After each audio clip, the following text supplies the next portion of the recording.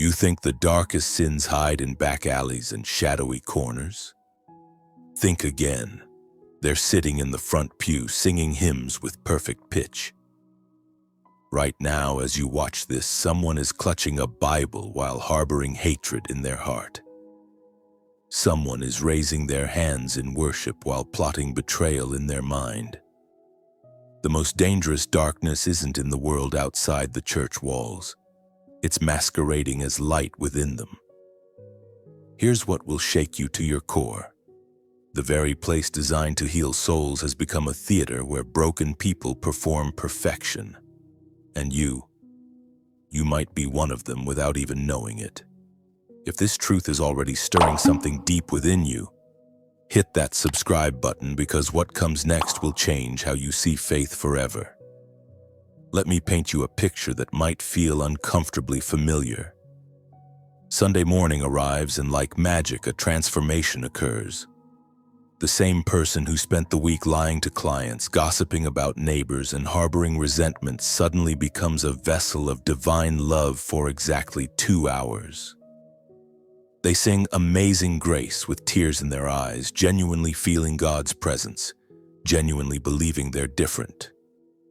But here's the mystery that haunts every honest believer. How can the same heart that truly encounters the divine on Sunday morning become cold and calculating by Monday afternoon? It's not simply hypocrisy. It's something far more complex and human. You see, we've created a system where spiritual experience and spiritual transformation became two different things.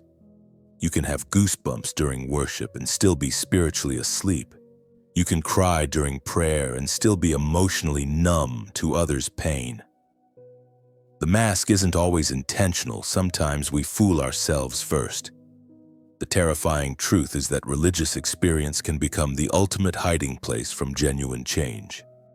When you feel spiritual, you assume you are spiritual. When you experience God's presence, you believe you're reflecting God's character. But feeling close to God and becoming like God are worlds apart. Now here's where it gets really twisted. The church, this sacred space meant for humility and love, has become the ultimate arena for spiritual superiority. Watch carefully next Sunday and you'll see it everywhere. The competition disguised as devotion. Who prays the longest prayers?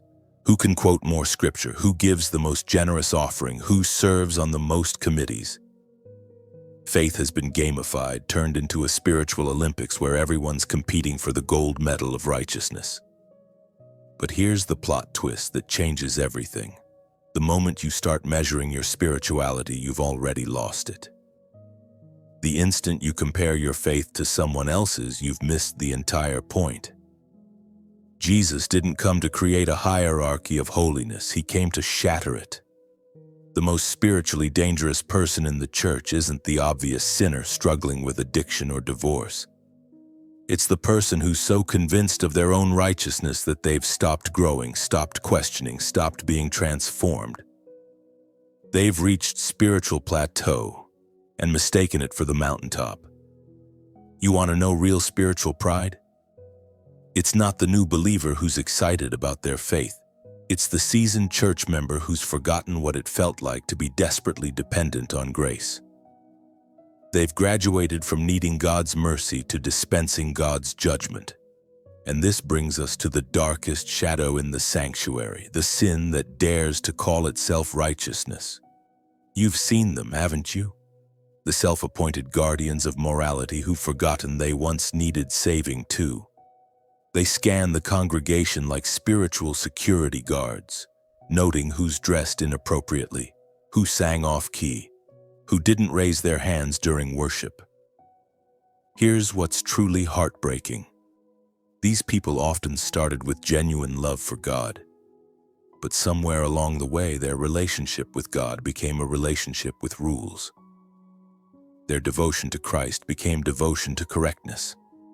They began to believe that their role was to fix people rather than love them. The cruelest irony is that in trying to protect the holiness of the church, they violate its very essence. They forget that Jesus scandalized the religious elite not by being too holy, but by being too loving. He ate with tax collectors, touched lepers, forgave adulterers, and welcomed children. He made the righteous uncomfortable and the broken feel at home. But here's the twist that will mess with your mind. The very people we judge for being judgmental, we're judging them.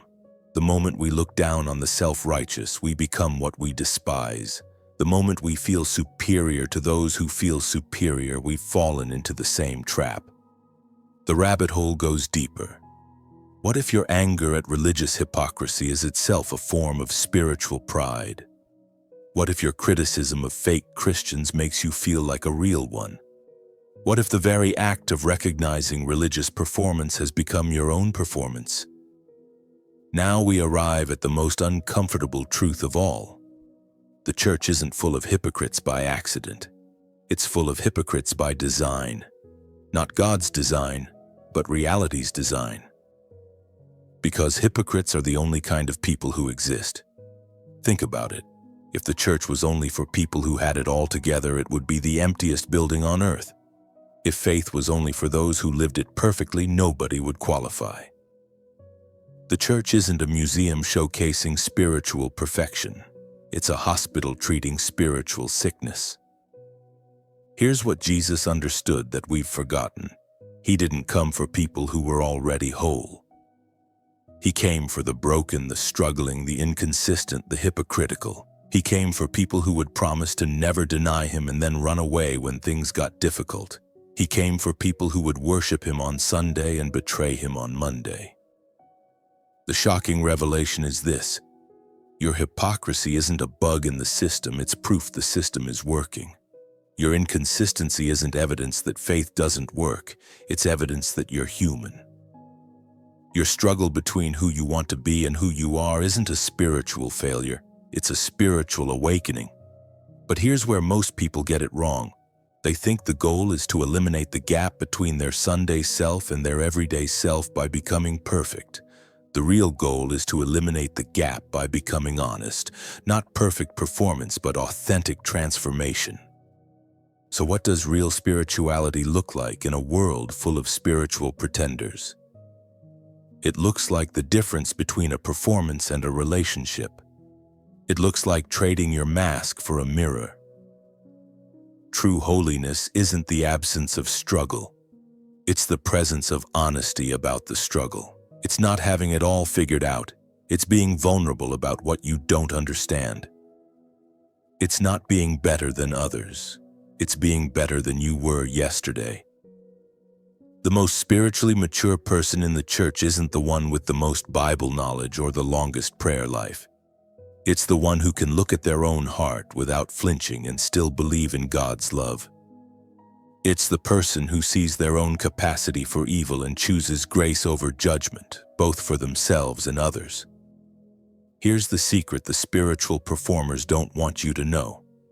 God isn't impressed by your spiritual resume. He isn't keeping score of your religious activities.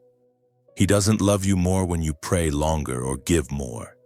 He loves you completely when you're succeeding spiritually, and he loves you completely when you're failing miserably.